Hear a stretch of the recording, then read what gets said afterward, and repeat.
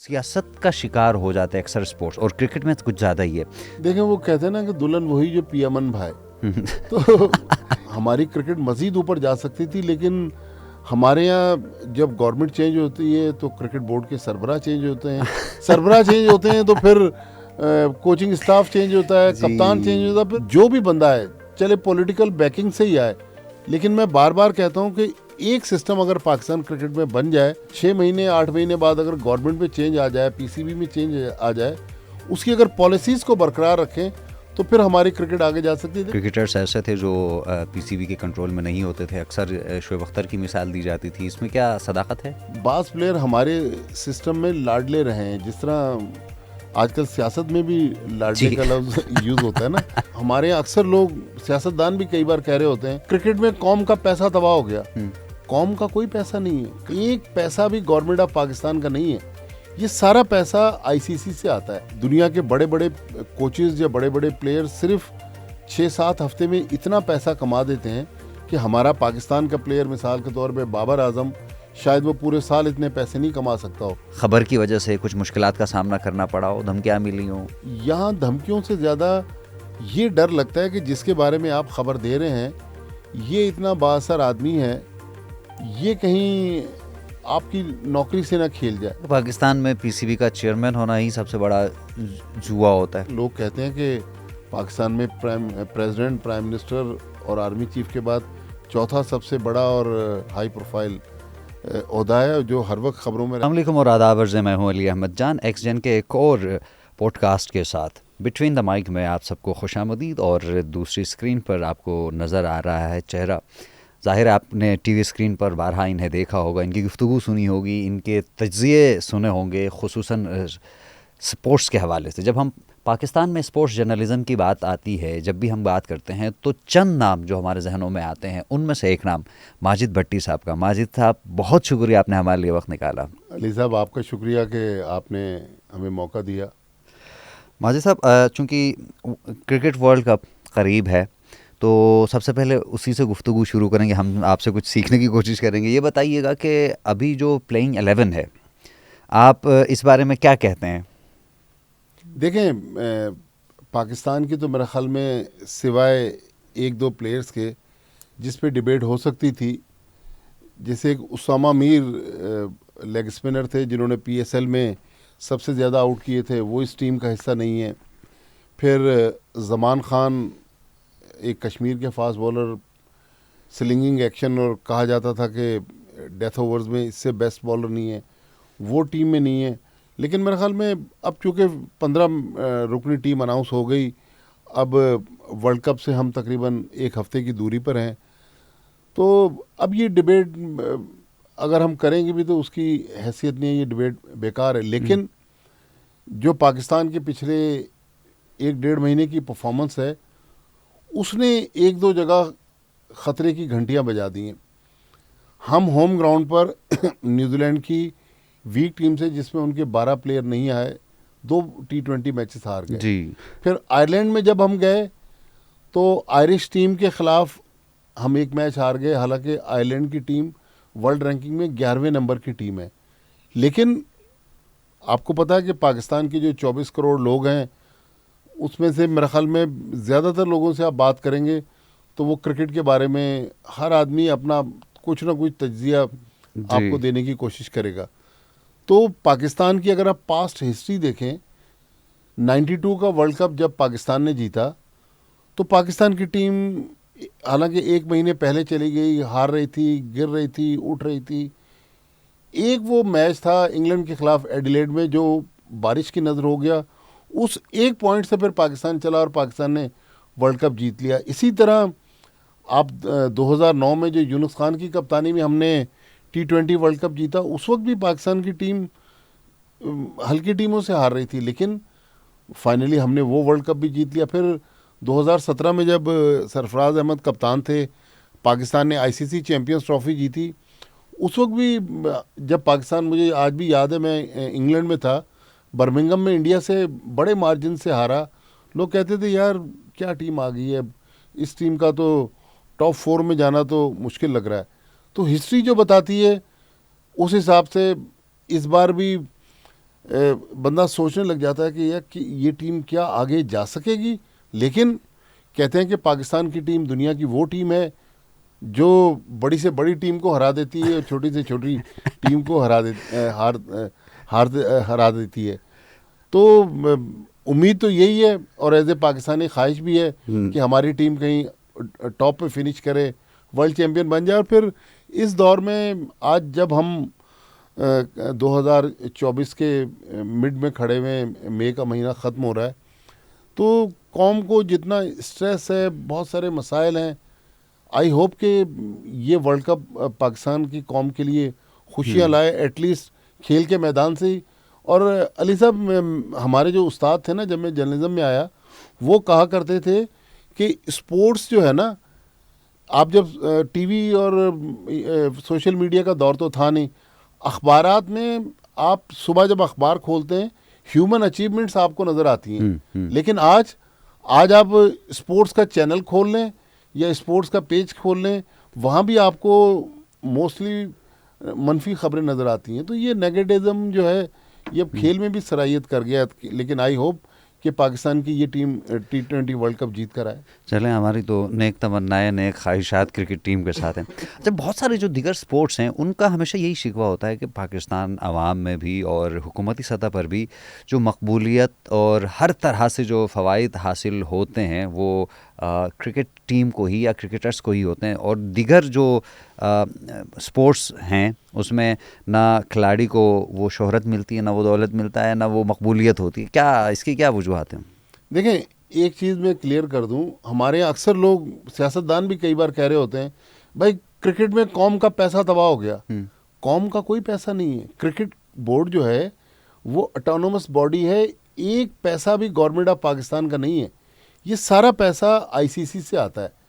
जो Pakistan international events में participate करता है, जिस तरह अभी वर्ल्ड कप में पार्टिसिपेट कर रहा है, उससे पहले 50 ओवर का वर्ल्ड कप अक्टूबर नवंबर में इंडिया में था, और जो आईसीसी के दूसरे आमदनी के ज़राए हैं उसमें जो शेयर मिलते हैं पाकिस्तान को, जो मिलियंस ऑफ डॉलर्स हैं, तो उन पैसों से क्रिकेट बोर्ड चलता है। लेकिन आप देखें, खिलाड़ियों की तो शाहाना ज़िंदगी है, लेकिन ये भी एक है कि भाई हर आदमी शाहाना ज़िंदगी नहीं गुजार रहा। इस 25 या 24 करोड़ के आबादी वाले मुल्क में वो मेरे ख्याल 20, 25, 30 खुशकिस्मत लोग हैं जो पाकिस्तान को रिप्रेजेंट करते हैं। लेकिन मज़ा किन लोगों का है, वो जो पीसीबी हेडक्वार्टर में बैठे हुए पीसीबी के अफसरान, वो क्रिकेटर्स के पुश्त पे छुपे हुए वो 5 स्टार लग्जरी का मज़ा ले रहे हैं। मैं ये नहीं कह रहा कि वो इनकॉम्पिटेंट है, लेकिन कॉम्पिटेंस लेवल और होना चाहिए। पाकिस्तान की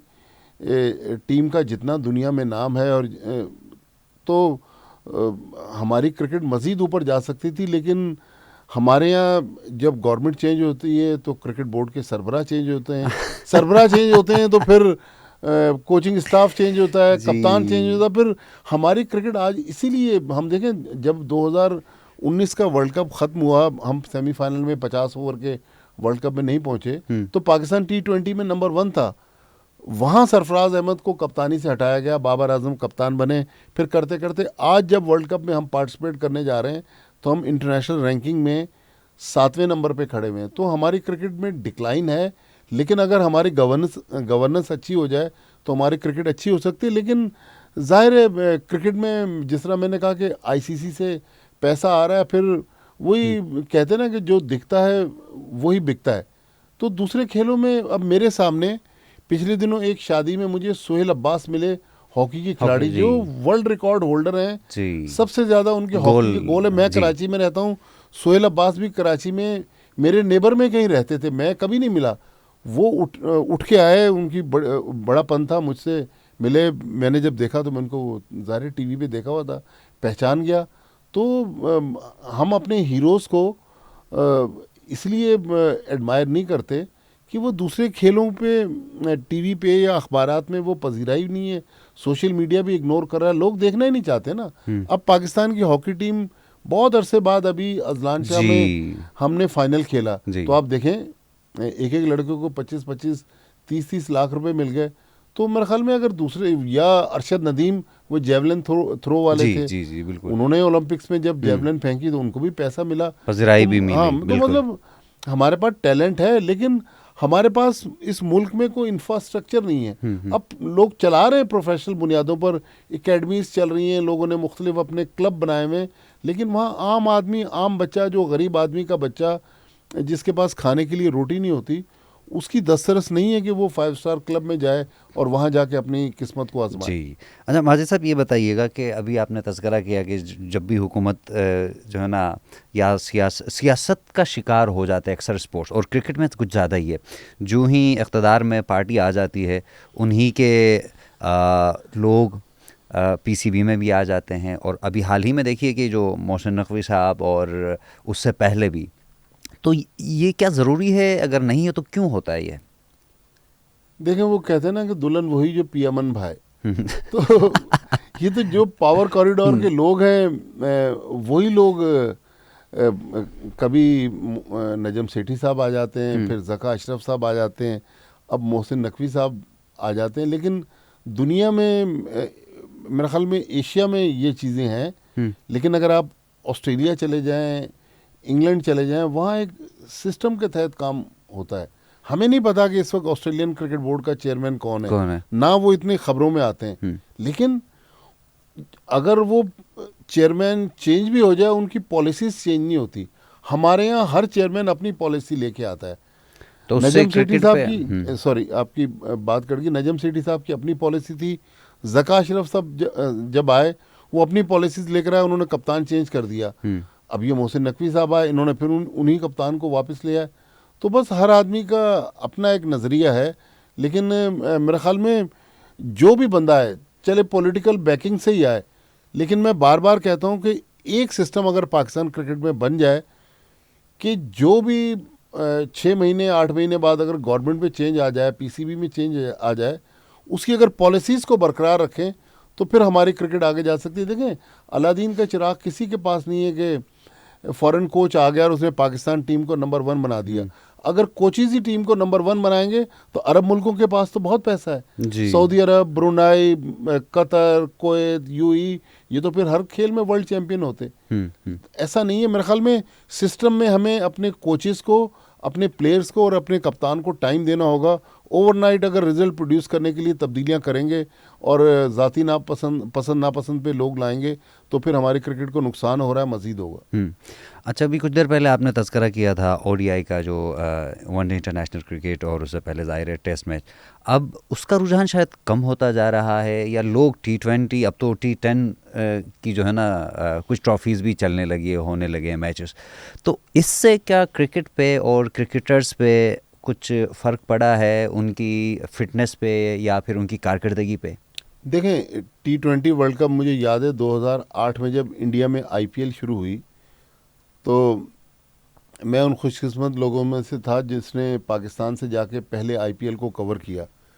तो वहाँ मैंने 2 चीज़ें, अखबारात, और मुझे ज़ाहिर फारिग वक्त में टीवी चैनल, वहाँ न्यूज़ चैनल चल रहे होते थे, वो कहते थे ये मसाला क्रिकेट है, स्पाइसी खाना जिस तरह होता है उस तरह का ये मसाला क्रिकेट है। प्लस जिस तरह 3 घंटे की मूवी होती है, ये T20 क्रिकेट वैसे है कि 3-3.5 घंटे में मैच ख़त्म हो जाता है।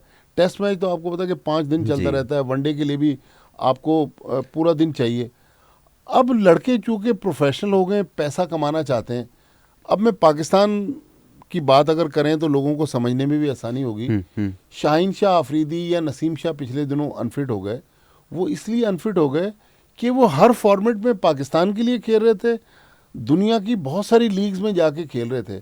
तो इंसान की बॉडी है ना, तो वर्कलोड जब तक आप मैनेज नहीं करेंगे तो आपको मसाइल होंगे। तो इन प्लेयर्स को भी चाहिए, अब क्रिकेट बोर्ड कोशिश भी कर रहा है कि अपने वर्कलोड को मैनेज करें, अपनी बॉडी को उतना इस्तेमाल करें। पैसा तो आपके पास आ जाएगा, लेकिन ऐसा ना हो कि किसी बड़ी इंजरी से चंद सालों में आपका करियर ख़त्म हो जाए। तो ये चीज़ बड़ी इंपॉर्टेंट है। लेकिन ये है कि क्रिकेट इस वक्त इतनी हो गई है कि अगर कोई क्रिकेटर पैसा बनाना चाहता है तो पूरे साल उसके लिए खेलने के लिए क्रिकेट है। और फिर वहाँ से मिलियंस ऑफ डॉलर उसके अकाउंट में आते रहेंगे।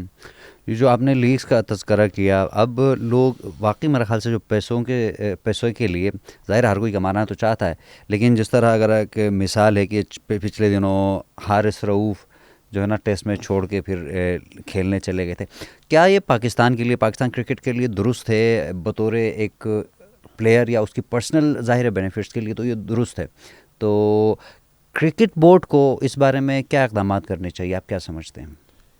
देखें, ये दुनिया भर में इन चैलेंजेस का सामना है और आईसीसी की मीटिंग्स में भी ये सवाल उठाया गया है कि अगर इस पे आईसीसी कोई क्लियर कट पॉलिसी नहीं लाएगा तो टेस्ट क्रिकेट ख़त्म हो जाएगी। अब आपका सवाल जिस तरह हारिस रऊफ़ का है, बहुत सारे दुनिया के प्लेयर्स जिनमें वेस्ट इंडीज़ के, कुछ ऑस्ट्रेलिया और साउथ अफ्रीका के भी प्लेयर्स हैं जिन्होंने हर किस्म की क्रिकेट छोड़ दी, सिर्फ T20 क्रिकेट खेल रहे हैं, इसलिए कि दुनिया में सबसे ज़्यादा T20 लीग्स होती हैं। और अब हमारे पड़ोस में जो IPL होती है, दुनिया के बड़े बड़े कोचेज़ या बड़े बड़े प्लेयर सिर्फ 6-7 हफ्ते में इतना पैसा कमा देते हैं कि हमारा पाकिस्तान का प्लेयर मिसाल के तौर पे बाबर आजम, शायद वो पूरे साल इतने पैसे नहीं कमा सकता हो। तो पैसा तो मार्केट में बहुत है, तो यही वजह है कि प्लेयर्स जो हैं वो टेस्ट मैच छोड़ रहे हैं। हारिस रऊफ़ से पहले हमने ये देखा था, हमारे इस वक्त जो सिलेक्टर हैं वहाब रियाज, उन्होंने भी टेस्ट क्रिकेट छोड़ दी थी। मोहम्मद आमिर, उन्होंने भी टेस्ट क्रिकेट छोड़ दी थी, वो भी वनडे T20, वनडे भी नहीं खेलते थे, T20 क्रिकेट खेलते थे। लेकिन इसमें चले आईसीसी को पॉलिसी बनाने में अगर कुछ देर लग रही है तो पीसीबी तो पॉलिसी बनाए, हारिस के खिलाफ एक्शन लिया। मैं तो उसके हक में था कि एक प्लेयर ने अगर वायलेशन की है, और आप ये किस तरह पिक एंड चूज़ कर सकते हैं कि मैं ये काम करूँगा और ये काम नहीं करूँगा? अपनी मर्ज़ी से तो जब आप मुलाजमत कर लेते हैं तो आपको हर किस्म का काम इदारा देता है जी। लेकिन ये पिक एंड चूज़ वाला जो स्टाइल है, प्लेयर्स के ऊपर थोड़ी सी मेरे ख्याल में उनको सोने का चम्मच ज़रूर दें, लेकिन शेर वाली आंख भी क्रिकेटर्स पे रखें, क्योंकि क्रिकेटर्स जब कंट्रोल से बाहर हो जाएंगे, प्लेयर्स स्ट्रांग हो जाएंगे, इदारा वीक हो जाएगा, तो फिर प्लेयर को कंट्रोल करना मुश्किल होगा। तो माजी में बहुत सारी चीज़ें, बहुत सारी खबरें हम इस तरह सुनते आए थे कि कुछ क्रिकेटर्स ऐसे थे जो पीसीबी के कंट्रोल में नहीं होते थे। अक्सर शोएब अख्तर की मिसाल दी जाती थी, इसमें क्या सदाकत है? 100% तो नहीं, लेकिन बाज़ जगहों पर बाज़ प्लेयर हमारे सिस्टम में लाडले रहे हैं। जिस तरह आजकल सियासत में भी लाडले का लफ्ज़ यूज़ होता है ना, तो ये सेम चीज़ क्रिकेट में भी है। वो बेसिकली पीसीबी में जो पावर कॉरिडोर है ना, वो वन मैन शो है। जो पीसीबी चेयरमैन है वो चाहे तो बाबर आजम को कप्तान बना ले, वो चाहे तो किसी जूनियर प्लेयर को कप्तान बना ले। इसी तरह वो जिस प्लेयर को चाहे उसको लिबर्टी दे के उसके सारे गुनाह माफ़ कर दे। तो माजी में भी ये हुआ है, हर दौर में होता रहा है। लेकिन एक दौर ऐसा था, हमारे तो खैर इस जर्नलिज्म के कैरियर के स्टार्ट का दौर था, इमरान खान जो थे वो किसी चेयरमैन को नहीं मानते थे। मुझे याद है कर्नल रफ़ी नसीम पीसीबी के सेक्रेटरी थे। सेक्रेटरी जिस तरह आजकल सीईओ होते हैं, उस ज़माने में सेक्रेटरी कहलाता था। नेशनल स्टेडियम के ड्रेसिंग रूम में वो दाखिल हुए थे तो कप्तान ने उनको निकाल दिया ड्रेसिंग रूम से कि भाई ये प्लेयर्स की प्राइवेट जगह है, आप यहाँ कैसे दाखिल हुए। तो ये डिफरेंट रहे, लेकिन ये बात आपकी बिल्कुल ठीक है कि प्लेयर्स जो हैं बाज़ दफ़ा वो लिबर्टी ले देते हैं और फिर पीसीबी चेयरमैन जो है वो उन प्लेयर्स से इंस्पायर होते हैं। बाज़ चेयरमैन हमने ऐसे भी देखे माजी में जो अपने घरों पर दावतों में प्लेयर्स को लेके जाना, जी ये फ़लाँ प्लेयर मेरे घर पे दावत में आ गया, या उनके किसी बेटे के रेस्टोरेंट का इफ्तिताह है वहाँ टीम को ले गए। तो ये हमारे यहाँ ये वो अनकही दास्तानें हैं जो आप शायद इस कैमरे की आंख के सामने पब्लिक को बयान करेंगे, पब्लिक कहेगी नहीं ये गलत बयानी से काम कर रहे हैं, ले रहे हैं, ऐसा है नहीं। लेकिन ये वो कहानियाँ जो मेरे ख्याल में तारीख़ का हिस्सा है, इसको डिनाई नहीं कर सकते। भट्टी साहब, आजकल हम सोशल मीडिया देखते हैं तो अक्सर जो सवालात होते हैं अक्सर कराची के लोगों का कि कराची के प्लेयर्स के साथ ज़्यादती होती है, कराची के प्लेयर्स को सेलेक्ट नहीं किया जाता। और फिर अगर अभी जो हालिया टीम है उसको भी हम देखें तो अभी शहरों के, जो बड़े शहरों के लोग हमें क्रिकेट टीम में, नेशनल टीम में कम नज़र आते हैं बनिस्बत जो छोटे शहर या कस्बाजात के जो लोग अभी आ रहे हैं। तो इसकी वजूहात क्या हैं? एक तो कि ये जो टेक्नोलॉजी वगैरह तो नहीं है। देखें, बड़े शहरों में बच्चों के पास अब पहली बात है वो ग्राउंड में जाते ही नहीं है। वो या तो टेलीविज़न के सामने बैठे हुए कोई गेम खेल रहे हैं, या अब आप मोबाइल आ गया, या मुख्तलिफ उनके पास दूसरी चीज़ें। वो जिस तरह हम लोग जब बच्चे होते थे तो हम कोशिश करते थे कि 2-3 घंटे, घर वाले भी कहते थे, इतनी आसाइशें नहीं थी, पंखे भी घरों में नहीं होते थे, वो कहते थे यार चलें थोड़ी देर हवा में जाके 2-3 घंटे गुजारते हैं। बड़े शहरों में मसाइल जो हैं अली साहब, एक तो ग्राउंड्स ही नहीं है। ये जिस तरह आपके इस स्टूडियो के सामने मैं अब काफ़ी अरसे बाद आया, तो यहाँ तो एक हॉकी स्टेडियम था जहाँ आस्ट्रो टर्फ लगी हुई थी, और कहते थे कि कराची शहर में जो 3-4 आस्ट्रो टर्फ हैं उनमें से एक ये है। अब इसकी भी मैंने शक्ल देखी तो बिल्कुल एक कमर्शियल बुनियादों पर एक डिफरेंट शक्ल नज़र आ रही है। तो बड़े शहरों में तो मसाइल हैं कि कुछ बच्चे, मेरा ख्याल परसेंटेज उसकी बहुत कम होगी। अब कराची की, जहाँ मैं और आप रहते हैं, 3-3.5 करोड़ की आबादी का शहर है, ग्राउंड नहीं है तो बच्चे कहाँ जाएं? फिर लोग डरते हैं कि बच्चा किडनैप हो जाएगा, बच्चे से कोई मोबाइल छीन लेगा। माँ बाप जितनी देर, आज के दौर में बच्चा घर से बाहर होता है, बल्कि बड़ा भी घर से बाहर होता है, तो घर वाले परेशान होते हैं, थोड़ी देर बाद फ़ोन करके पूछते हैं भाई आप खैरियत से हैं, ऑफिस पहुंच गए। इसके मुकाबले में अब आप देखें, आज पाकिस्तान की टीम में छोटे शहरों से लोग ज़्यादा आ रहे हैं। छोटे शहरों से किस तरह? केपी के आप देखें, कोई पहाड़ों पे खेल रहा है, कोई चटील मैदानों में खेल रहा है। पाकिस्तान की टीम में आप देखें इस वक्त शाहीन शाह अफरीदी, मोहम्मद रिजवान, इफ्तिखार अहमद, फ़खर जमान और बहुत सारे नाम, ये सारे केपी के से आ रहे हैं। चंद एक लड़के अब पंजाब से आ रहे हैं। फिर हमारे सिस्टम में भी अब बहुत ज़्यादा मसाइल हैं। अभी रिसेंटली अमेरिका की टीम ने T20 मैचेस की सीरीज़ जीत ली बांग्लादेश के ख़िलाफ़, ये 2 दिन पहले की बात है। जो सेकंड मैच अमेरिकन टीम ने जीता, अली खान जिस लड़के ने अमेरिका को जितवाया, बांग्लादेश टेस्ट प्लेइंग कंट्री है, उसका ताल्लुक अटक से है। अटक में ज़ाहिर है वो पाकिस्तान में खेलता था, मैंने उसका नाम सुना हुआ था, लेकिन उसको यहाँ चांस नहीं मिले होंगे। समी असलम पाकिस्तान का एक टेस्ट क्रिकेटर था, अमेरिका चला गया। फवाद आलम अमेरिका शिफ्ट हो गए, और बहुत सारे क्रिकेटर्स हैं जो पाकिस्तान से फिर यहाँ से मायूस हो जाते हैं लोग कि बाज़ दफ़ा उनकी मेहनत में भी थोड़ी कोताही होती है। बाज़ दफ़ा लाइकिंग डिसलाइकिंग में भी बंदे को इतना इग्नोर किया जाता है, तो बंदा कहता है यार छोड़ें, किसी और मुल्क में जाके किस्मत आजमाते हैं, वहाँ एटलीस्ट माहौल ऐसा मिलेगा, घर पर्ची वाला सिस्टम तो नहीं होगा कम से कम। हाँ, अब हमारे यहाँ तो यही वजह है कि बड़े शहरों में आप देखें ना, या तो आपके पास पैसा है तो एकेडमीज़ में आप भेज दें जी, प्रोफेशनल एकेडमीज़ की आप फीसें तो चेक करें।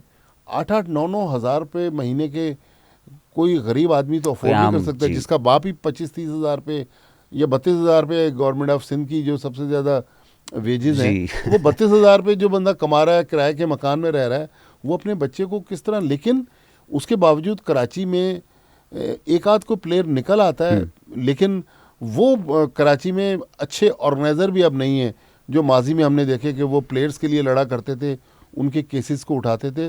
तो इसलिए कराची, लाहौर, अब ये हारिस रऊफ़ का थोड़ी देर पहले आपने जिक्र किया। हारिस रऊफ़ पिंडी का गरीब लड़का था। लाहौर कलंदर्स ने जब अपना प्लेयर्स डेवलपमेंट प्रोग्राम शुरू किया तो ये लाहौर गया ट्रायल के लिए। पहले दिन इतना ट्रायल पर रश था, इसका नंबर ही नहीं आया, ये फारिग हो गया। अगले दिन गुजरावाला में ट्रायल थे, इसने हिम्मत नहीं हारी, गुजरावाला पहुंच गया। ये मैंने एक इंटरव्यू में इसका सुना। इसने कहा कि गुजरावाला के उस स्टेडियम में भी मुझे अंदर दाखिल होने के लिए मौका नहीं मिल रहा था कि अंदर सैकड़ों लड़के पहुंच चुके थे। कह रहा मैंने स्टेडियम की दीवार कूदी, मैं अंदर दाखिल हुआ कि लाइन वाइन तोड़ के, जब मैं शाम को मेरा नंबर आया, मैंने 2-3 गेंदें फेंकी। मैं तो टेप बॉल खेलता था, मुझे हार्ड बॉल का तजर्बा नहीं था, लेकिन आकिब जावेद ने उसके टैलेंट को परखा और वो पाकिस्तान टीम में आ गया, और माशाल्लाह आज देखें दुनिया के तेज़ बॉलर्स में शुमार होता है। तो हमारे यहाँ बाज़ दफ़ा टैलेंट जो है हमारे सिस्टम की वजह से भी ज़ाया हो जाता है। अच्छा, अभी भट्टी साहब, जो अक्सर पिछले गुज़िश्ता चंद सालों में क्रिकेट बोर्ड में या फिर क्रिकेट टीम में मजहबी रुझानात बहुत ज़्यादा बढ़ गए हैं। लोग अभी किसी एक प्लेयर की नमाज़ पढ़ते हुए तस्वीर बहुत ज़्यादा वायरल हो जाती है, लोग उसको पसंद भी करते हैं। एक तबका ऐसा भी है जो उनको तनकीद का निशाना बनाता है। लेकिन कभी कभार ये होता है कि ऑन फील्ड हमारे क्रिकेटर्स की जानिब से इस तरह की चीज़ें आ गई। खुसूसन फ़हीम अशरफ ने एक मरतबा जब उनसे एक इंटरव्यू में पूछा गया था आप पाकिस्तान के पेन स्टॉक हैं, तो उन्होंने कहा था नाउज़ुबिल्लाह नहीं, मैं तो मुसलमान हूँ। उनकी ग्रूमिंग इस तरह नहीं होती। और दूसरा, अहमद शहजाद ने ये भी खबर आ गई थी कि दिलशान को जो है ना इस्लाम की दावत दी थी कि भाई आप तो ज़ख्म में जल जाओगे, इस्लाम की तरफ आना चाहिए। तो क्या प्लेयर को इस तरह का रवैया रखना चाहिए? मेरा ख्याल में चंद एक ऐसे वाक़यात हैं, लेकिन बाज़ दफ़ा ना मीडिया कहानियाँ भी कुछ बढ़ा चढ़ा के पेश करता है। देखें, अब दिलशान जो श्रीलंका का प्लेयर है, उसने इंडियन लड़की से शादी की, उसको कोई फोर्स करके कैसे कह सकता है कि आप इस्लाम ज्वाइन कर लें। अब मोहम्मद यूसुफ थे, मोहम्मद यूसुफ तो अनाउंस बहुत बाद में हुआ, उसने तो बहुत पहले मुसलमान वो बन गए थे। लेकिन अब ये लोगों पे खुद भी आप देखें ना, पता नहीं कौन से एक बड़े फेमस बॉक्सर थे, उन्होंने भी इस्लाम, मोहम्मद अली नहीं, मोहम्मद अली तो थे, एक और बाद में बॉक्सर थे, माइक टाइसन थे शायद, जो जेल में गए। वहाँ पर उन्होंने भी जब इस्लामी तालीमात देखी तो वो मज़हब की तरफ आ गए। तो मेरा ख्याल में ये थोड़ा सा सेंसिटिव टॉपिक भी है, लेकिन कुछ ऐसे मामलात हैं, जैसे बाज़ लोग ना ड्यूरिंग मैच, मैंने अभी रिसेंटली देखा कि ब्रेक हुआ और जल्दी जल्दी उन्होंने 2 फ़र्ज पढ़ लिए। तो मेरे ख्याल में आप ड्यूटी पर होते हैं तो आपकी ड्यूटी भी तो इबादत है ना जी। जब आप आउट होते हैं तो जाकर ड्रेसिंग रूम में नमाज पढ़ लें। तो बाज़ ऐसे करैक्टर्स हैं जो बहुत ज़्यादा इस चीज़ को हाईलाइट करते हैं, लेकिन मैं ख्याल ओवरऑल पाकिस्तान टीम में ऐसा माहौल नहीं है। जिस तरह बाज़ कहानियाँ हमारे बॉर्डर के उस पार पाकिस्तान के ड्रेसिंग रूम की कहानियाँ चली जाती हैं और वो बयान की जाती हैं, ऐसा है नहीं। हम अहमद से मेरी बड़ी अच्छी दोस्ती। अभी अहमद, कल रात भी हम प्रोग्राम कर रहे थे 7 से 8 बजे के स्लॉट में, तो अहमद इस तरह का है नहीं। हाँ, कुछ फॉरेन कोचेस जो पाकिस्तान टीम में पास्ट में रहे, उन्होंने कुछ जाके अपने मुल्कों में कुछ हमारे प्लेयर्स की कहानियाँ बताई हैं। लेकिन देखिए, ये भी फिर पीसीबी का मसला है ना, कि पीसीबी प्लेयर्स को कहे कि भाई आप इबादत ज़रूर करें जी, लेकिन इबादत के लिए ये जगह मखसूस है, आप यहाँ आके नमाज़ पढ़ लें। अगर आपस में आप मज़हब पे कोई बात करना चाहते हैं तो ग्राउंड में जाके करें। लेकिन मैं ख्याल इसमें अनकही कहानियाँ जो हैं वो ज़्यादा हैं। हाँ, बहुत सारी कहानियाँ आ गई थी। इतनी हार्ड लाइन मज़हब के बारे में क्रिकेटर्स में पाई नहीं जाती जितनी अक्सर हम मीडिया में सुनते। अच्छा, क्योंकि इसी तरह दानिश कनेरिया के हवाले से भी एक खबर आ गई। अच्छा, दानिश देखे ना, मैं दानिश को मैं उस वक्त से जानता हूँ। दानिश, अगर आप कराची से वाकिफ़ हैं, एम.ए. जिन्ना रोड पे जहाँ जामा क्लॉथ मार्केट है जी, उसके सामने एक बड़ी मशहूर रेडियो पाकिस्तान के सामने मिठाई की दुकान है, दिल पसंद की। जी बिल्कुल। नहीं सॉरी, वहाँ तो फैसल इकबाल रहते थे। दानिश कनेरिया सदर में बोरी बाज़ार में रहा करते थे, मेरे पास साइकिल पर प्रेस रिलीज लेकर आते थे।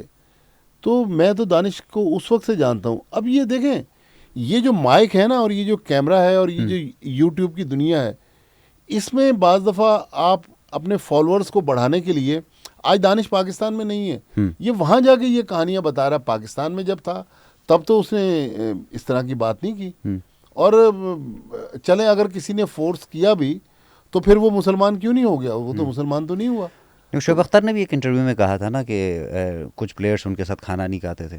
देखिए, शोएब अख्तर का तो हर दौर में प्लेयर्स के साथ कुछ ना कुछ मसला रहा है, लेकिन शोएब अख्तर को देखें, उनकी इंज़माम, मोहम्मद यूसुफ बहुत, ये मैं आपको बिल्कुल हकीकत बता रहा हूँ कि बड़ी गहरी दोस्ती है मोहम्मद यूसुफ और शोएब अख्तर की। लेकिन ये जो प्लेयर्स की राइवलरी जिस तरह ऑफिस में होती है, मुख्तलिफ इदारों में जब आप काम करते हैं वहाँ आप देखते हैं कि कुछ लोग आपको पसंद करते हैं, कुछ नापसंद करते जी। हैं। आम आदमी की तो कहानियाँ मीडिया तक नहीं जाती। प्लेयर्स चूँकि ये ज़ाहिर है। फिर सुपरस्टार होते हैं, लोग इनकी कहानियाँ भी सुनना चाहते हैं, तो जी। इस तरह है नहीं जिस तरह की कहानियाँ मीडिया में आ जाती हैं। मतलब जो चटपटी खबरें हम सुनते हैं उसमें फिर सदाकत कम मज़हब ही से होती रिलेटेड मेरा नहीं ख्याल है। अच्छा। इतनी हार्ड लाइन कोई ले सकता है। ये तो देखें, ये तो बेसिकली जिस तरह हम नमाज पढ़ते हैं ना, ये तो बायोमेट्रिक्स जिस तरह अटेंडेंस ऑफिस में ली जाती है ना, ये तो आपने अल्लाह ताला के सामने बिल्कुल पेश ऐसा ही हुए, है। आपने हाजिरी लगा दी अपनी। ये तो फिर अल्लाह के साथ आपका जी, मामला है बिल्कुल कि ही अल्लाह पर्सनल उसको पर्सनल चीज़ है कि कबूल करे या ना करे। लोग इसमें बहुत ज़्यादा हार्ड लाइन लेके चलते हैं, मेरे ख्याल में मुनासिब नहीं है, हमारे मज़हब के लिए भी ये अच्छी चीज़ें नहीं है। बिल्कुल बिल्कुल ऐसा ही है। भट्टी साहब दोबारा क्रिकेट की तरफ ही आते हैं। बताइएगा कि अभी इमाद वसीम और आमिर की वापसी है, आप इसको कैसे देखते हैं? क्योंकि क्रिकेट पर इस चीज़ पर आप तो गहरी नज़र है, बहुत अच्छे से जानते हैं। देखें, no disrespect to Mohammad Amir और इमाद वसीम, और विद ऑल ड्यू रिस्पेक्ट कि उनकी ज़ाहिर परफॉर्मेंसेस हैं, टीम में उन्होंने कमबैक किया, लेकिन जिस तरीक़ेकार से है मुझे उस तरीके से इख्तलाफ है कि जब आपने एक सिस्टम बनाया कि भाई पाकिस्तान टीम में आने के लिए आपको डोमेस्टिक क्रिकेट खेलनी है, वो रोड मैप है। जिस तरह आपके ऑफिस में आने के लिए भी लिफ्ट है ना या सीढ़ियाँ हैं, तो उसी तरह एक पाकिस्तान टीम में जाने के लिए भी एक उन्होंने रास्ता बनाया हुआ है। लेकिन पैराशूट के ज़रिए अचानक कोई आपको अश्योरेंस दे दे कि आप रिटायरमेंट वापस ले लें और पाकिस्तान टीम में आ जाएं। इवन उस्मान खान जो लड़का आया है, PSL में 2 सेंचुरियाँ उसने ज़रूर बनाई हैं, लेकिन उस्मान खान को भी कहा जाता कि भाई आप पाकिस्तान के लिए ज़रूर खेलें, आप पाकिस्तान का डोमेस्टिक क्रिकेट तो खेलें। अब ये 3 प्लेयर ऐसे हैं जिन्होंने बगैर डोमेस्टिक क्रिकेट खेले पाकिस्तान टीम में आ गए। अगर इन रास्तों से लड़के टीमों में आएंगे तो फिर एक आम बच्चा, आपका बच्चा या मेरा बेटा, वो क्यों कहेगा कि मैं धूप में जाके अपना रंग काला करूं और इतनी एनर्जी ज़ाया करूं, मौका तो मुझे नहीं मिलेगा। तो मेरे ख्याल में सिस्टम को फॉलो होना चाहिए। प्लेयर्स की सलाहियतों पे तीनों की कोई शक नहीं है, they are highly talented player, लेकिन उनको लाने के लिए जो तरीक़ेकार इख्तियार किया गया, मुझे उससे इख्तलाफ है। और ये जो शॉर्ट टर्म कुछ परफॉर्मेंसेस की बुनियाद पर टीम में जगह मिल जाती है, क्या ये दुरुस्त है कि किसी ने 1-2 मैचेस में अच्छा परफॉर्म किया तो फ़ौरन जगह मिल जाती है? देखिए, ये भी अनफॉर्चुनेट चीज़ है, हमारे सिस्टम में ऐसा हो जाता है। लेकिन ये जो जिस तरह हम सड़क पे देख रहे होते हैं ना, शॉर्टकट से आप कई बार अपनी मंजिल पे तो जल्दी पहुंच जाते हैं, लेकिन कई बार उसी शॉर्टकट से आपको नुकसान भी होता है। तो ये फिर जो शॉर्टकट से टीमों में आते हैं, उनके कैरियर भी इतने लंबे नहीं होते। ये भी फिर एक आध मैच खेल के इसी तरह फिर मंजर से गायब हो जाते हैं। हमारे क्रिकेट में ऐसी बहुत सारी मिसालें मौजूद है कि शॉर्टकट के ज़रिए लोग टीम में आए, फिर इसी तरह वो फिर पसे पर्दा चले गए और उसके बाद कोई जानता भी नहीं उनको। भट्टी साहब, ये जो स्पॉट फिक्सिंग के मामले में पाकिस्तान टीम काफ़ी अरसे तक बहुत ज़्यादा उसका नाम इंटरनेशनल क्रिकेट में आता रहा, खुसूसन 99 का वर्ल्ड कप हो उसकी बाद में ख़बरें आनी शुरू हो गई, फिर आसिफ सलमान और आमिर वाला केस हो, तो क्या इस तरह का कोई भी बंदा पकड़ा जाए या उसके ऊपर इल्ज़ामात हों या कुछ साबित हो जाए तो उसको वापस क्रिकेट की तरफ आना चाहिए?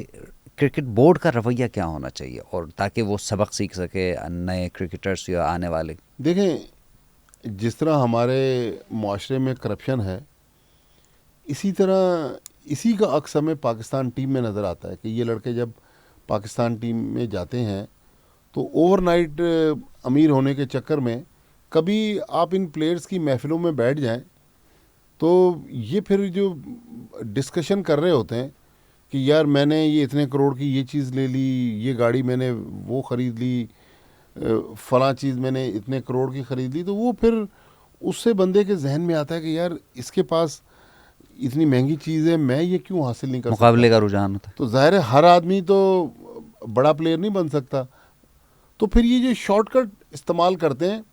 लेकिन जो आपका सवाल था, इसमें भी आज तक कोई क्लियर कट पॉलिसी है नहीं, लेकिन ICC बहुत स्ट्रिक्ट है। मुझे आज भी याद है कि जब शर्जील खान और खालिद लतीफ़ पकड़े गए, इवन मोहम्मद आमिर, सलमान बट और मोहम्मद आसिफ जब पकड़े गए, न्यूज़ ऑफ द वर्ल्ड से 1 महीना पहले, वो अभी भी मेरे पास मोबाइल में वो अखबार की कटिंग मौजूद है, मैंने ख़बर दी थी, लेकिन ज़ाहिर है उनके पास, उन्होंने जो स्टिंग ऑपरेशन किया था, मिलियंस ऑफ डॉलर्स थे, उन्होंने बड़े ऑर्गेनाइज तरीके से किया। हमने तो एक स्टोरी देखे, उससे निकल गए, उससे मुझे फिर धमकियां भी मिलती रहीं, वो जो मज़हर मजीद वगैरह थे। लेकिन ये हकीकत तो है कि इन लोगों ने सज़ाएं भी काटी, और इलेक्ट्रॉनिक्स एविडेंस, अब तो देखें ना, आपके मोबाइल में एक टेक्स्ट मैसेज है या व्हाट्सएप मैसेज आप डिलीट कर दें, वो रिट्रीव हो जाएगा। दुनिया में इन लोगों को सज़ाएं क्यों हुई कि ये इनको इलेक्ट्रॉनिक्स एविडेंस के तहत सज़ाएं हुई। बाद में शर्जील खान देख लें, खालिद लतीफ़ देख लें,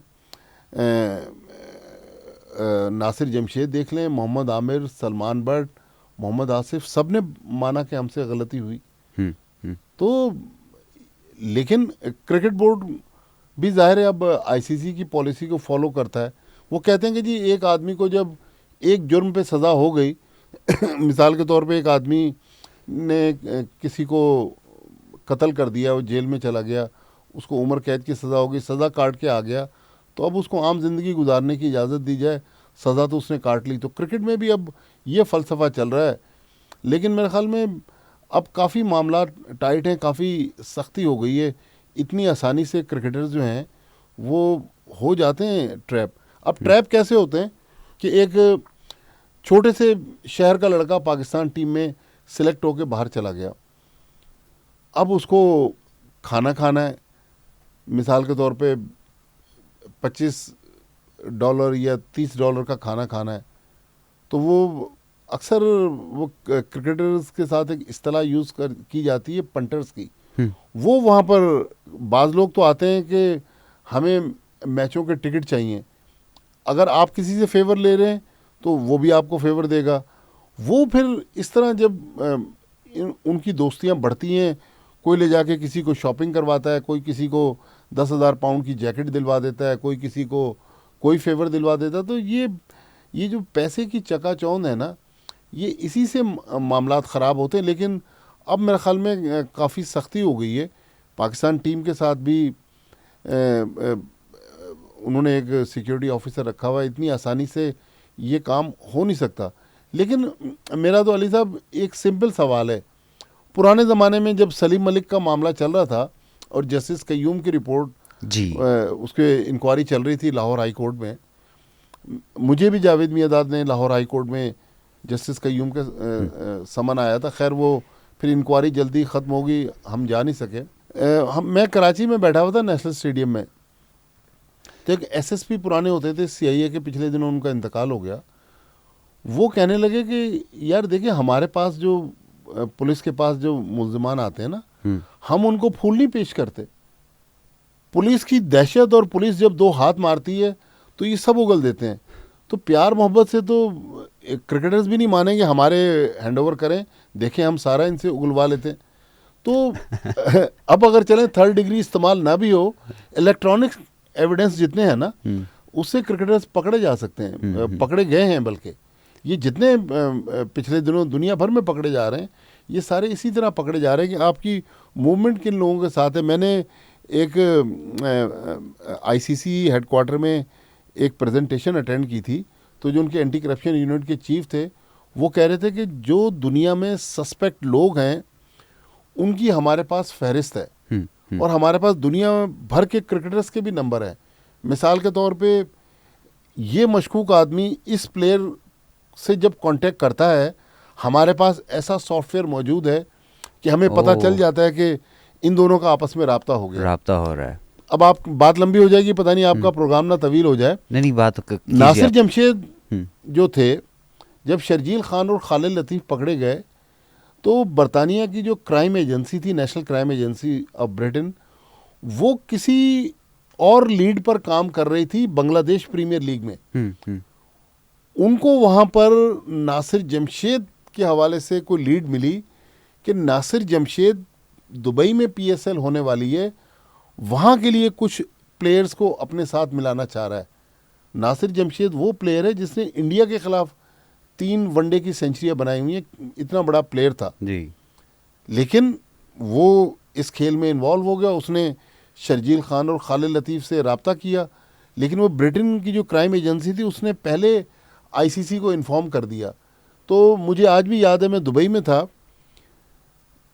PSL शाम में ओपनिंग सेरेमनी थी दुबई क्रिकेट स्टेडियम में, सुबह में नजम सेठी साहब को ICC हेडक्वार्टर में डेव रिचर्डसन जो उनके CEO थे उन्होंने बुलाया और उन्होंने बुला के कहा कि सेठी साहब हमारे पास ये कंफर्म इन्फॉर्मेशन है कि आज शाम को इस मैच में ये होने जा रहा है, लिहाजा हमारी आपसे रिक्वेस्ट है कि आप PSL जो है वो आज ना करवाएं, इसको 1-2 दिन आगे लेके जाएं, वरना आज शाम को ये वाक़या हो जाएगा। तो सेठी साहब नहीं माने। सेठी साहब ने कहा नहीं, हमारा तो टूर्नामेंट ख़राब हो जाएगा, हमने तो आज ये ओपनिंग मैच करवाना है टूर्नामेंट का। उन्होंने कहा अगर टूर्नामेंट का मैच करवाएंगे तो ये जो स्क्रिप्ट था उनके पास, जो उनकी कॉल इंटरसेप्ट हुई थी जिसमें उनके पास जो ब्रिटेन की क्राइम एजेंसी उसने जो उनको दी थी, उन्होंने कहा ये शर्जील खान करेगा। और अली साहब आप हैरान होंगे, अब तो खैर ये बहुत दफ़ा बात आ भी चुकी मीडिया पे, रात को उस मैच में वही हुआ। जैसे ही मैच ख़त्म हुआ, खालिद लतीफ़ वो मैच नहीं खेल रहे थे, शर्जील खान ने ग्रिप भी चेंज की, उतनी डॉट बॉलें भी खेली, और उसके बाद PCB का जो एंटी करप्शन यूनिट था, कर्नल आज़म भी पाकिस्तान में एक बड़ी एजेंसी से वाबस्ता रहे थे, तो वो उनको ग्राउंड से ले गए। और आई विटनेस बताते हैं कि 2-3 घंटे बाद दोनों प्लेयर उनके कदमों में गिर के धाड़े मार मार के रो रहे थे कि सर हमसे गलती हो गई, हमारा कैरियर बचा दें। उन्होंने कहा साहब अब बात जो है वो लड़की घर से निकल चुकी है। वो कहते हैं ना कि मुंह से निकली हुई बात, घर से निकली हुई लड़की कभी वापस नहीं आती। तो ये कहानियां हैं, लेकिन ये बहुत अनफॉर्चुनेट है कि हमारे माशरे का अक्स जो है वो क्रिकेट में नज़र आ रहा है। इवन हमारे यहाँ 5 स्टार हमारा क्लब है कराची जिमखाना, इस पर तो ऑस्ट्रेलिया ने डॉक्यूमेंट्री बनाई।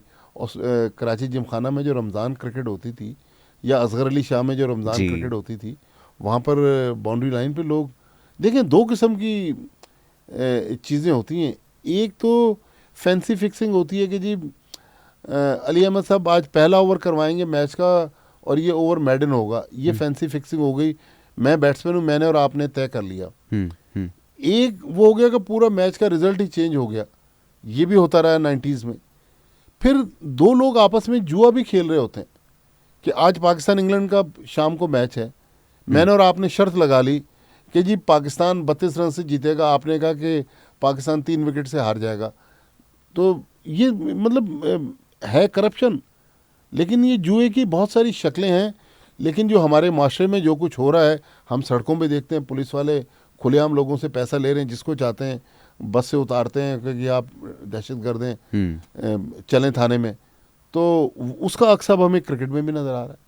तो 90s में सुना ये बहुत ज़्यादा था, और ख़ुसूसन अब चूँकि कल जब मैंने आपके साथ टाइम तय हो पाया तो कुछ क्रिकेट से दिलचस्पी रखने वाले कुछ हमारे दोस्त हैं, उनके मैसेजेस आए, यार माजिद साहब से ये सवाल ज़रूर पूछना कि 90s में बहुत सारे लोगों को, बहुत सारे पाकिस्तानी क्रिकेटर्स को गिल्टी करार दिया गया, उनमें से वसीम अकरम भी इसमें शामिल थे, लेकिन बाद में उसको क्लीन चिट मिल गई। क्या वसीम साहब इतने इन्फ्लुएंशियल थे कि उनके साथ दीगर जो खिलाड़ी थे उन्हें सज़ाएं हो गई, पाबंदियां हो गई, लेकिन वसीम अकरम साहब आजकल कमेंट्री भी कर रहे हैं, मॉडलिंग भी कर रहे हैं, उन पे कोई ख़ास पाबंदी नहीं हुई?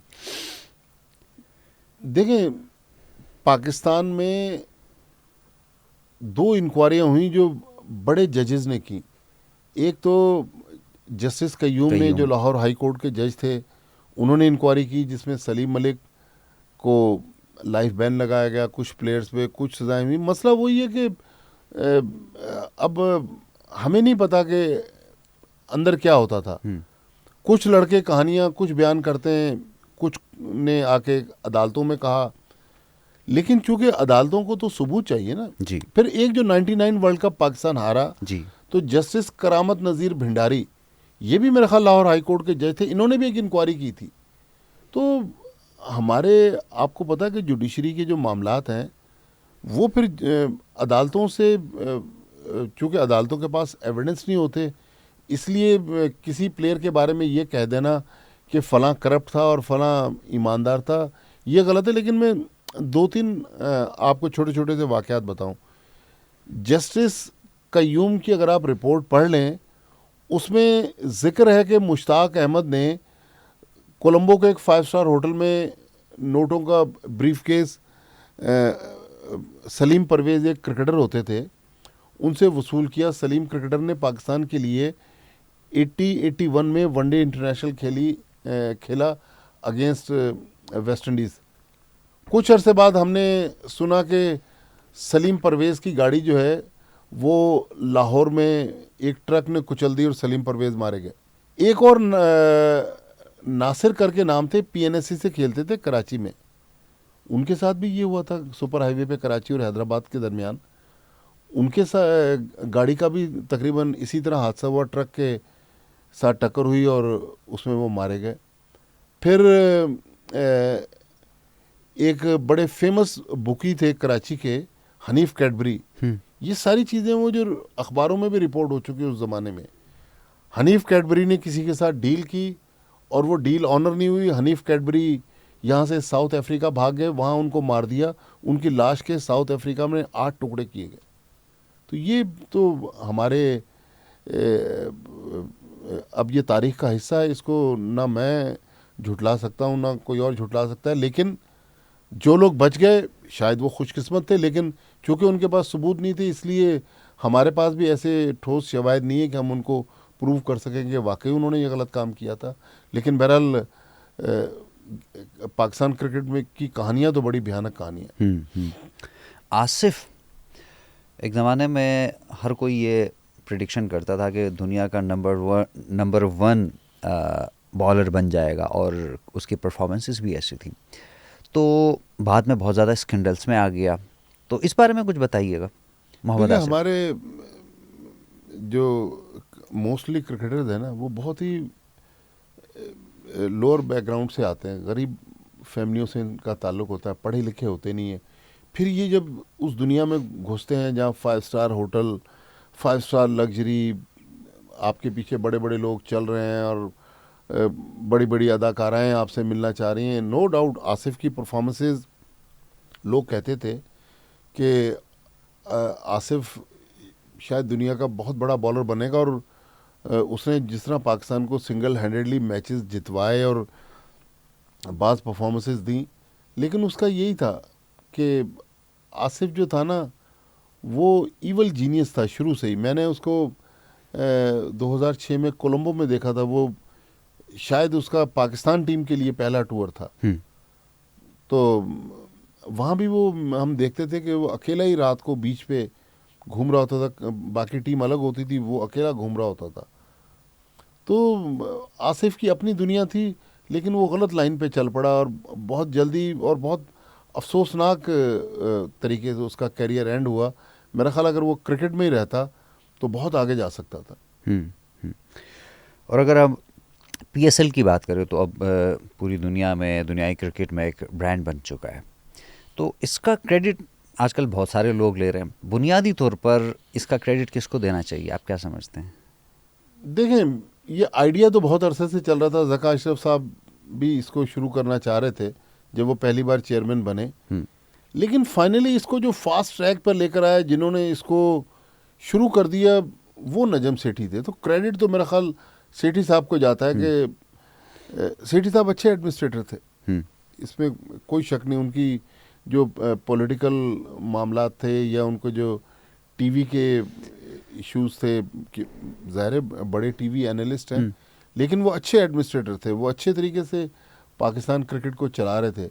लेकिन ये भी अनफॉर्चुनेट चीज़ है कि जब हुकूमत चेंज हुई तो फिर उनको भी तब्दील कर दिया गया। लेकिन आप देख लें, शुरू के जो 2-3 एडिशन थे, क्या ज़बरदस्त ओपनिंग सेरेमनीज इन्होंने करवाई और पाकिस्तान में एक मतलब क्रिकेट का एक समझ ले मंजर ही चेंज हो गया था।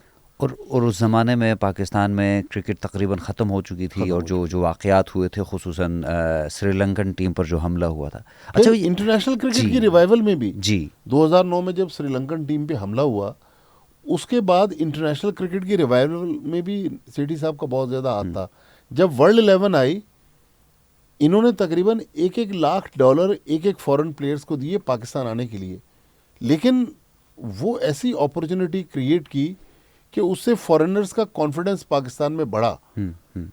फिर श्रीलंका देखें, जो भी है हमारा दोस्त है, जिस टीम पे अटैक हुआ उसी ने फिर सबसे पहले अपनी जी टीम पाकिस्तान भेजी। फिर जिम्बाब्वे ने अपनी टीम पाकिस्तान भेजी, और अंदर मैच चल रहा है, बाहर फिर बम फट गया। फिरोजपुर रोड पे जो लड़का एक बैट्समैन क्रीज पर था पाकिस्तान का, उसने मुझे बताया कि लरस गई ज़मीन, पिच जो थी वो ऐसे लरस गई कि लगे जब मैं बैटिंग कर रहा था। तो पुलिस ने कहा जी ट्रांसफार्मर फट गया है। परवेज़ रशीद साहब थे शायद उस वक्त इंफॉर्मेशन मिनिस्टर, उन्होंने फिर टीवी पे आके कहा कि नहीं, वो सुसाइड अटैक हुआ। तो लेकिन इन लोगों ने बहरहाल आईसीसी के साथ मिलकर एक कंपनी हायर की, उस कंपनी ने अपना नुमाइंदा रखा, उस नुमाइंदे को फिर पीसीबी ने भी हायर किया।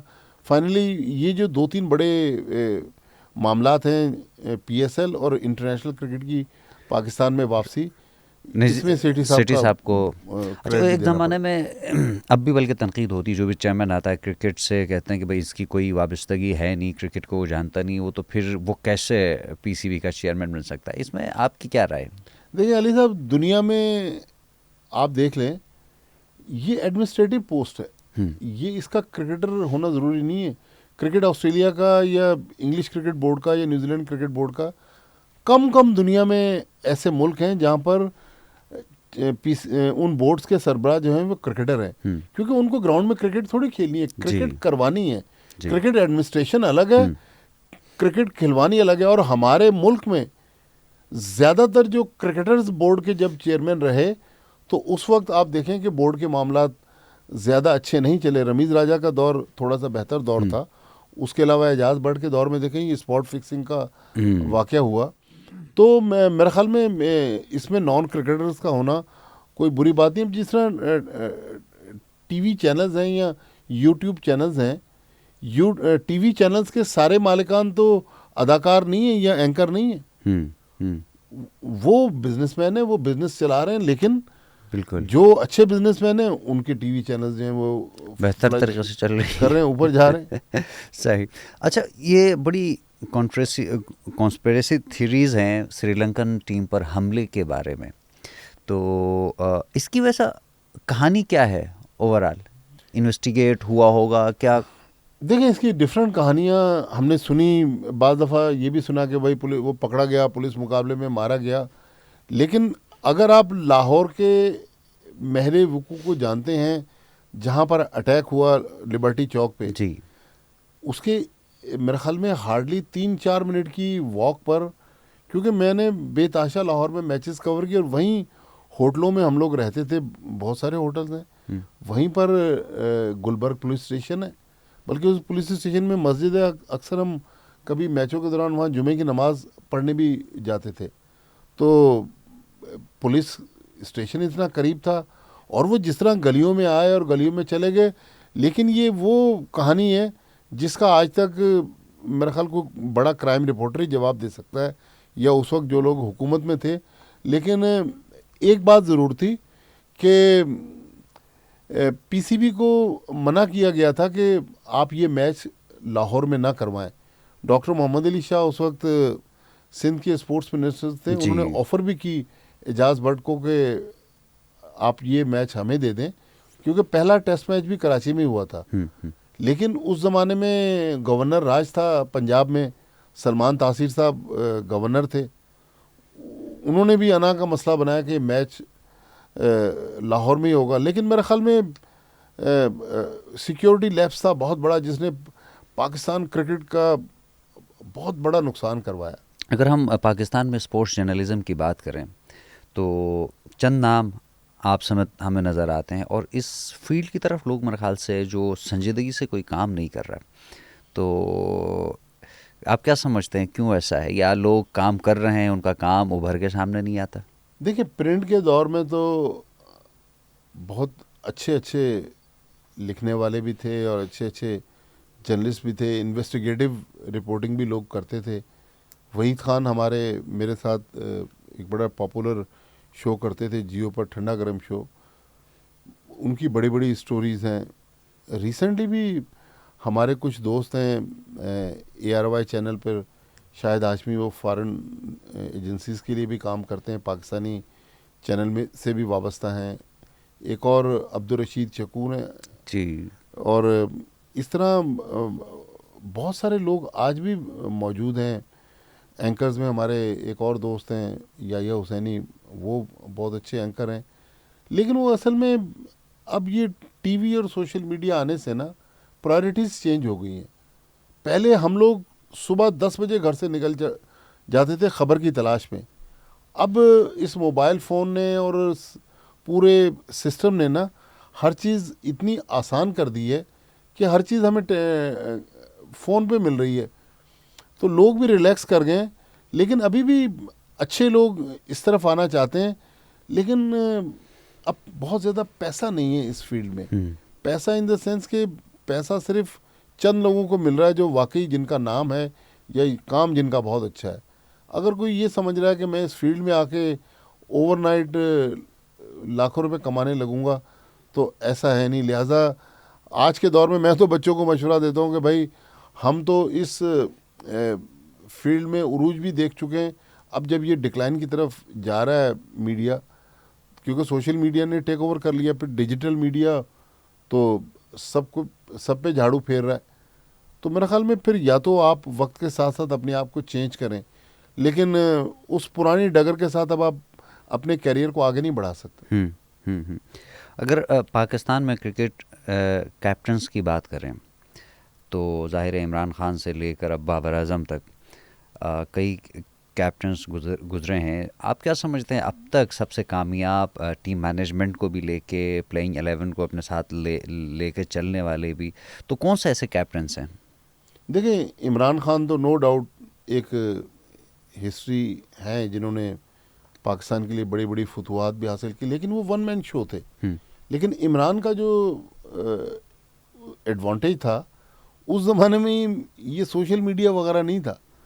सोशल मीडिया पे अगर इतनी कहानियाँ इमरान की छपने लग जाती तो शायद फिर खान साहब फोकस नहीं कर पाते। उसी तरह फोकस तो कर पाते, उस बंदे का फोकस आउट कर देते जो उनके बारे में कहानियाँ दे रहा है। लेकिन रिसेंटली मेरा ख्याल में इंजमाम भी सोशल मीडिया का उस वक्त इतना नहीं था, लेकिन जो डाउन टू अर्थ थे जिन्होंने पाकिस्तान को रिजल्ट प्रोड्यूस करके दिए, सरफराज अहमद मेरे ख्याल में एक ऐसा कप्तान था जिसके साथ फिर पाकिस्तान क्रिकेट ने अच्छा नहीं किया।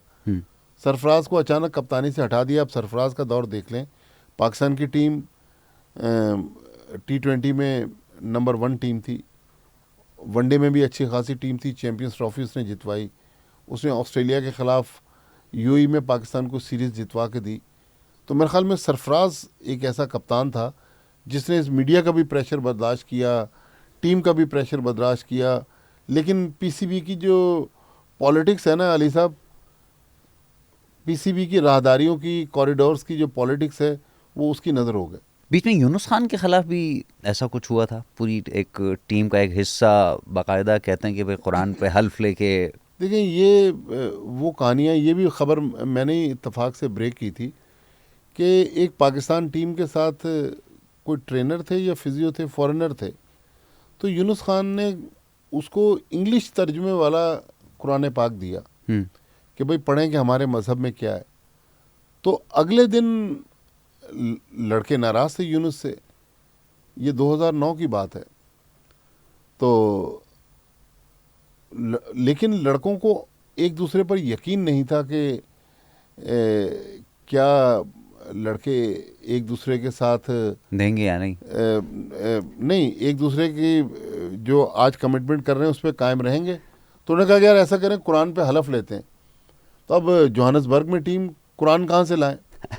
तो किसी ने कहा यार कल मैंने देखा था यूनुस खान ने उस बंदे को कुरान दिया था। ऐसा है कि पता नहीं इस बंदे का नाम मैं भूल गया। तो उससे मांगते हैं, उससे कुरान लेकर आते हैं, तो वो कलाम पाक उसके कमरे से वो लेकर आए, उस पर हलफ लिया। ये तो देखें बहुत ही भयानक स्टोरीज़ हैं। अभी कल मैं कहीं प्रोग्राम कर रहा था तो मुझसे किसी ने पूछा कि भाई क्या अब कप्तान चेंज हो गए, बाबर आजम दोबारा आ गए तो उनके दिल साफ़ हो गए। तो मैंने एक पुराना वाक़या सुनाया जो हमारे एक और दोस्त सिकंदर बख्त हमारे साथ टीवी प्रोग्राम करते हैं। वो कहने लगे कि मैं पाकिस्तान टीम का असिस्टेंट कोच था, टीम न्यूजीलैंड जा रही थी, जब हम लाहौर के कज़ाफ़ी स्टेडियम पहुँचे तो पता चला जी वसीम अकरम के ख़िलाफ़ रिवॉल्ट हो गया। तो कह रहा वसीम अकरम ग्राउंड में एंटर हुआ। तो मैंने कहा कि वैसे तुम्हें पता है कि तुम्हारे ख़िलाफ़ तो रिवॉल्ट हो गया। कह रहा किस किस ने रिवॉल्ट किया? तो मैंने कहा ये। कह रहे यार ये तो कल रात मेरे साथ डिनर पे थे सारे लोग। तो क्रिकेटर्स की वो कहानियां हैं, तो इसके लिए तो फिर एक कोई अलग से निश्चित होनी चाहिए। ये तो बहुत सारी अनकही कहानियां हैं। तो भट्टी साहब, ये जो गैर मुल्की कोचेस को हायर करते हैं क्रिकेट की बेहतरी के लिए, तो आप क्या समझते हैं कि क्रिकेट की बेहतरी के लिए गैर मुल्की कोच का होना ज़रूरी है? क्या फ़ायदा हो रहा है? देखिए बांग्लादेश ने क्या किया था, बांग्लादेश ने फॉरेन कोचेस लाए, लेकिन उन्होंने अपनी एकेडमीज़ में उन कोचेस को रखा ताकि उनके बच्चों को ठीक करें। अब हमने रख लिया गैरी कर्स्टन को। गैरी कर्स्टन बहुत बड़ा नाम, इंडियन टीम को 2011 का वर्ल्ड कप जितवाए हुए साउथ अफ्रीका का कोच रह चुका है। तो गैरी कर्स्टन पाकिस्तान टीम में बाबर आजम की क्या बैटिंग चेंज करवा देगा? या बाबर आजम को वो बोलने से पहले भी 10 बार सोचेगा यार ये तो खुद इतना बड़ा बैट्समैन है। तो मेरे ख्याल में फॉरेन कोचेस की एक दुनिया में एक हवा चली हुई है, लेकिन अगर फॉरेन कोच आना भी चाहता है तो उसको एटलीस्ट 3 साल का हमें टाइम देना पड़ेगा। हमारे यहाँ देख लें 6-6, 8-8, 10-10, 12-12 महीने बाद कोचेस फारिग हो जाते हैं। इस तरह फॉरेन कोच लाने का फ़ायदा नहीं है। फिर पाकिस्तान की भी साख ख़राब होती है कि बड़े फॉरेन कोचेस पाकिस्तान आने से गुरेज करते हैं। लेकिन ठीक है, दुनिया भर में कोचेस हैं तो हमने भी फॉरेन कोच रख लिए हैं, रस्म चली इसलिए कि हम इंस्पायर भी गोरों से होते हैं ना।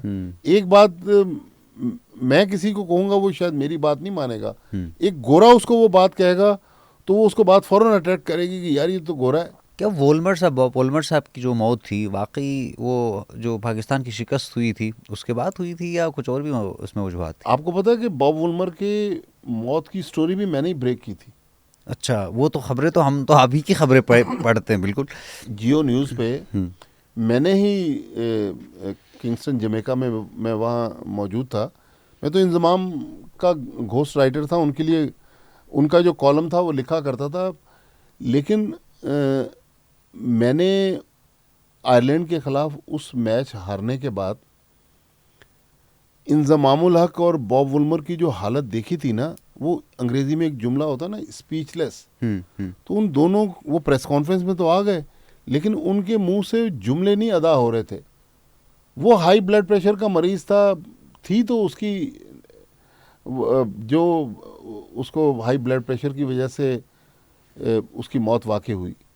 लेकिन बहुत अनफॉर्चुनेट उसकी मौत थी। मैंने इंजमाम की जो उस दिन हालत देखी थी ना 2007 में, अभी जब हम अफ़गानिस्तान के ख़िलाफ़ अक्टूबर में भारत में चेन्नई में हारे वर्ल्ड कप का मैच, बाबर आजम की भी मुझे वही कैफियत नज़र आई। और बाद में मैंने बाबर आजम का अभी रिसेंटली, उस वक्त बाबर आजम वो मानने के लिए तैयार नहीं थे, जब मैंने उनसे प्रेस कॉन्फ्रेंस में सवाल किया, मुझे उसकी जहनी कैफियत, बाबर आजम ने अभी रिसेंटली एक इंटरव्यू में कहा कि अफ़गानिस्तान से हारने के बाद मैं 2 दिन तक सो नहीं सका था। तो जाहिर है बाज़ लोगों के लिए तो हमारे एंटरटेनमेंट होती है, हमारी एंटरटेनमेंट ख़बरें होती हैं। लेकिन मेरी जो ख़बर थी जो मैंने जियो न्यूज़ पर उस वक्त ब्रेक की थी, मेरा ख्याल पाकिस्तान में शाम का टाइम था, तो पहले तो उसकी मौत की हम खबर दे नहीं सकते थे। वहाँ की पुलिस कह रही थी कि भाई यहाँ का लॉ है, जब तक हम बॉब वुल्मर की फैमिली को केप टाउन में बता ना दें, हम अनाउंस नहीं कर सकते कि मर गया। तो हमारे एक न्यूज़ एडिटर थे, बहुत बड़े सहाफ़ी, नासिर बेग चुगताई, जी बिल्कुल। तो एनबीसी को जब मैंने बताया, मैंने कहा साहब मर तो गया ये, ये कह रही है पुलिस के भाई आप अनाउंस नहीं कर सकते। तो आपके देखने वालों के लिए अगर कोई जर्नलिज्म में जाना चाहता है तो उसके लिए ये एनबीसी का जुमला जो उन्होंने ऑन एयर किया, मसूद रज़ा न्यूज़ एंकर थे, उन्होंने कहा कि बॉब वुल्मर अपने कमरे में बेहोश पाए गए हैं और मकामी पुलिस कहती है कि उनके बारे में मज़ीद ऐलान उनकी बेवा से मशवरे के बाद किया जाएगा। बता भी दिया और नहीं भी बताया। अच्छा, जो स्पोर्ट्स जर्नलिज्म में आपने एक तवील वक्त गुजारा, तो क्या जिस तरह आप इन्वेस्टिगेटिव जर्नलिज्म की तरफ जाते हैं या दीगर जो आप ख़बरें आप ब्रेक करते हैं, तो ज़ाहिर कामयाबियाँ भी आपको मिलती हैं, मोहब्बत भी मिलती है, शोहरत भी मिलती है, और साथ साथ ख़तरात भी होते हैं। क्या स्पोर्ट्स जर्नलिज्म में भी कभी आप इतने तवील अरसे से काम कर रहे हैं, कभी ऐसा हुआ कि कुछ ख़बर की वजह से कुछ मुश्किलात का सामना करना पड़ा हो, धमकियाँ मिली हों? देखिए, धमकियाँ मुझे तो ये 2010 में जो मैंने story news of the world से पहले तो जब ब्रेक की थी, तो कामरान खान साहब जियो न्यूज़ पे प्रोग्राम उस ज़माने में करते थे। उन्होंने मेरे साथ 2 शो किए अपने लगातार 2 दिन। वो मुझे धमकियाँ मिलती थी, लेकिन यहाँ धमकियों से ज़्यादा ये डर लगता है कि जिसके बारे में आप ख़बर दे रहे हैं ये इतना बाअसर आदमी है, ये कहीं आपकी नौकरी से ना खेल जाए। बाज़ औक़ात बड़ी बड़ी ख़बरें होती हैं, लेकिन अवॉइड करते हैं कि डर भी लगता है, ये नहीं है, जान का भी डर लगता है। कुछ पीसीबी के ऐसे चेयरमैन आए जो जिनके मामला जो थे बहुत ख़तरनाक थे। प्लेयर्स के इतने मामला ख़तरनाक नहीं होते, ये जो पीसीबी में बड़े लोग आके बैठते हैं ना, इनसे डर लगता है कि भाई ऐसा ना हो कि आप भी लापता अफराद की फहरिस्त में शामिल हो जाए। वो तो कहते हैं कि पाकिस्तान में पीसीबी का चेयरमैन होना ही सबसे बड़ा जुआ होता है।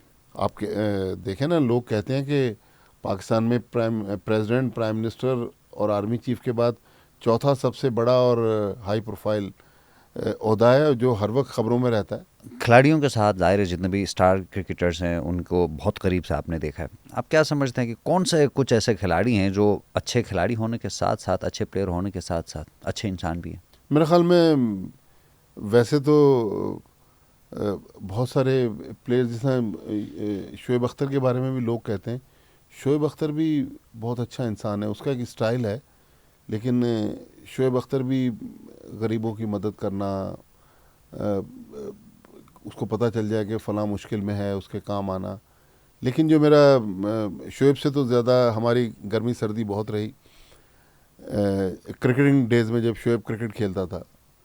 लेकिन मेरे ख़्याल में शाहिद आफरीदी और सरफराज अहमद, ये 2 ऐसे क्रिकेटर हैं जो मेरे ख़्याल में, और अभी मैं यूनुस खान को भी उस फहरिस्त में, अभी एक हमारे उस्ताद थे जिनके लिए हमने कराची प्रेस क्लब में लास्ट वीक प्रोग्राम किया, तो मैंने यूनुस खान से रिक्वेस्ट की मुझे मैरियट में एक फ़ंक्शन में मिले, तो यूनुस खान 3.5 घंटे उस प्रोग्राम में बैठे, और उस प्रोग्राम में यूनुस खान ने, जो हमारे उस्ताद सैयद मोहम्मद सूफ़ी अलील हैं, बेचारे अनकॉन्शियस भी हैं, बस कुर्सी पे बैठे हुए हैं, तो यूनुस खान ने कराची प्रेस क्लब में अपनी तकरीर में कहा कि क्रिकेट छोड़ने के बाद आज मैं जो टीवी चैनल्स पे पैसा बना रहा हूँ, उन्होंने मेरा नाम लिया और सूफ़ी साहब का नाम लिया कि ये पहली बार मुझे आए और मेरे आके कहा कि आप टीवी प्रोग्रामों की तरफ आ जाएं। तो मतलब ऐसे भी कम लोग हैं जो आपकी अच्छी चीज़ों को एडमायर करते हैं। शाहिद आफरीदी का भी ये कि शाहिद आफरीदी इतना पाकिस्तान का मेगा स्टार है, मेरे तो छोटे भाइयों वाला उससे ताल्लुक़ है। यही सेम चीज़ सरफराज अहमद, और भी बहुत सारे क्रिकेटर्स हैं, सबसे दोस्ती है। लेकिन असल में ये जो 5 स्टार लग्जरी है ना, जिस दुनिया में ये क्रिकेटर घूम रहे होते हैं, अगर आप भी थोड़ी देर उनके साथ यहाँ से लेके मेन रोड तक जाएंगे ना, तो आप जब उनका लाइफस्टाइल और लोगों की उनकी तरफ तवज्जो देखेंगे तो आप भी अपने आप को हवा में उड़ता हुआ महसूस करेंगे। तो वो जिस दुनिया में रहते हैं उसमें फिर इसी तरह कहते हैं ना कि हुस्न आता है तो नज़ाकत तो आ ही जाती है। तो वो यही है कि उनके पास इतना पैसा, इतनी शोहरत, इतना लोगों का उनके पीछे। मैं आपको बताऊं, मैं शाहिद आफरीदी और हुमायूं सईद एक बार हम अमेरिका गए एक प्रोग्राम में, ऐसे ही किसी शॉपिंग सेंटर से निकले। बहुत बड़ा शॉपिंग सेंटर था जिसकी बहुत बड़ी पार्किंग थी, और वो टाइम था जिस वक्त वो पार्किंग लॉट भी खाली पड़ा हुआ था। तो अचानक एक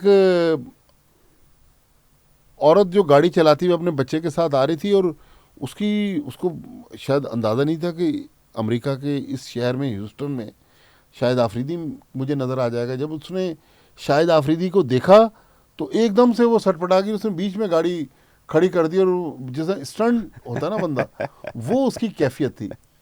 फिर एक बार हम लोग वेस्ट इंडीज़ गए हुए थे, तो बोर्ड पे मैं, हमारे एक दोस्त डॉक्टर काशिफ अंसारी, शाहिद आफरीदी, फवाद आलम, असद शफीक, 2-3 और दोस्त थे, गए। तो जब वहाँ पहुँचे, वो भी जजीरे से गए, वो भी जजीरा था, तो वहाँ को ना इंसान नज़र आ रहा ना कुछ। देखा एक ऐसी जैसा मलंग टाइप के लोग होते हैं, एक वहाँ का लोकल आदमी था जो ये दरख्त की एक शाख पे ऊपर बैठा हुआ था, उसके फटे हुए कपड़े और बुरे हाल में, मैला कुचैला।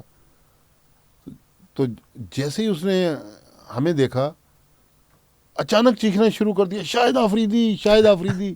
तो मैंने कहा कि यार, दुनिया के उस कोने पे जहाँ इंसानी ज़िंदगी के आसार भी नज़र नहीं आ रहे, और वहाँ भी लोग शाहिद आफरीदी को जानते हैं। तो ये भी एक हमारी क्रिकेट का है कि शाहिद आफरीदी जितना बड़ा इंसान है उतना ही बड़ा स्टार है। अब सियासत की तरफ तो नहीं आ रहे हैं कौन? आफरीदी साहब। भाई देखें, इमरान खान साहब भी कहते थे कि मैं सियासत की तरफ नहीं आऊँगा। बल्कि मैं अभी उनके बहनोई हफीजुल्लाह नियाज़ी का इंटरव्यू सुन रहा था, तो कहने लगे कि एक स्पेनिश औरत ने हाथ देख के कहा था कि आप सियासत में आएंगे तो आप मारे जाएंगे, लेकिन वो भी बाद में सियासत में आ गए। पता नहीं, हो सकता है, लेकिन मुझे लग रहा है कि जितने शाहिद आफरीदी की जिन लोगों से दोस्ती हैं, शायद वो सियासत में ना आए। नहीं आए जी। और जो क्रिकेटिंग में ज़ाहिर है, जब उरूज में बंदा होता है, क्रिकेटर होता है, उसका बिहेवियर, क्या आप जितने भी क्रिकेटर के साथ ज़िंदगी वक्त आपने गुजारा है, तो जब उरूज और जवाल ज़ाहिर हर इंसान पे आता है, उनके बिहेवियर में तब्दीलियाँ देखी?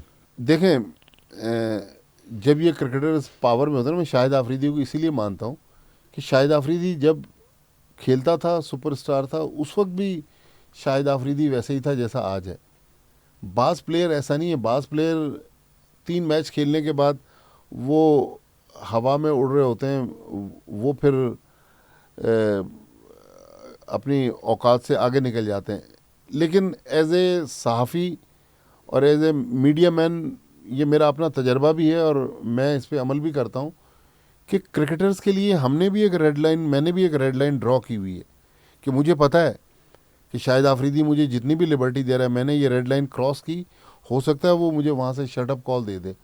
लिहाजा बहुत ज़्यादा मेल मिलाप भी इन लोगों से, शाहिद आफरीदी और सरफराज तो चलें अलग किस्म के इंसान हैं, क्रिकेटर्स के साथ बहुत ज़्यादा मेल मिलाप भी ठीक नहीं है। सारे क्रिकेटर्स जो है ना, वो एक जैसे नहीं होते जब वो पावर में होते हैं। तो ये जो करंट लॉट है, इसमें मेरा ख्याल में बहुत सारे लोग मुझे जानते होंगे, लेकिन मैं उनके करीब गुजर जाऊंगा, वो मुझसे हेलो हाय करने की कोशिश नहीं करेंगे। तो ये बिल्कुल, अब हम 2024 में यहाँ खड़े हैं, ये क्रिकेटर्स की एक अलग दुनिया है। भट्टी साहब, ये बताइएगा कि अभी जो वर्ल्ड कप है उसमें आपका क्या तज्जिया है कि जो आखिरी टॉप की जो 4 टीमें कौन सी होंगी? देखें, एज ए पाकिस्तानी तो मेरी ख्वाहिश है कि मेरी टीम जो है वो वर्ल्ड चैम्पियन बने, लेकिन रीसेंट परफॉर्मेंसेस जो हैं वो पाकिस्तान की इतनी अच्छी नहीं है कि हम कह सकें कि पाकिस्तान जो है वो सेमीफाइनल खेलेगा।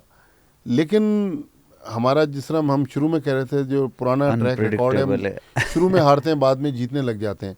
मेरे ख्याल में पाकिस्तान, इंडिया, इंग्लैंड और ऑस्ट्रेलिया, ये 4 टीमें मुझे लग रहा है वर्ल्ड कप के सेमीफाइनल में होंगी। माजिद साहब, बहुत शुक्रिया, आपने हमारे लिए वक्त निकाला। प्लेजर जनाब। जनाब।